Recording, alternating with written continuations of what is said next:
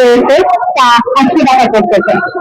Premium স্তরের যে মূল্য রয়েছে তা আমরা প্রায় 200 টাকা করছি। এছাড়াও যে তামাকের কলাটা বিক্রি হয় সেই কলাটা গুলো আমরা প্রায় একটু করে না করে একটি কলাটা বিক্রি বিরোধী একটি আন্দোলন করছে।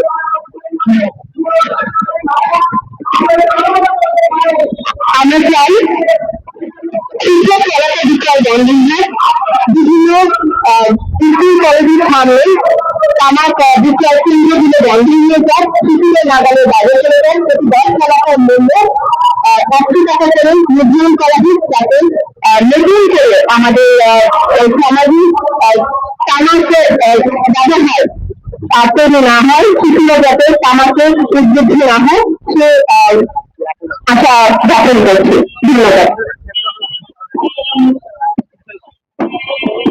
আমরা কি কারণে আমাদের উপর বেশি যাচ্ছে তার যদি বলতে চাই, 5 লক্ষ 5 লক্ষ দিন থেকে বিরত করতে উৎসাহিত হবে এই তামাক বিক্রির কারণে, আমাকে কর বিক্রির কারণে 3 লক্ষ 73,000 বেশি তরুণ তামাক শুরু করতে উৎসাহিত হবে এবং দীর্ঘমেয়াদে প্রায় 1,65,000 প্রাপ্তবয়স্ক এবং 1,63,355 তরুণ ব্যক্তি অকাল মৃত্যু রোগ থেকে রক্ষা করা সম্ভব হবে।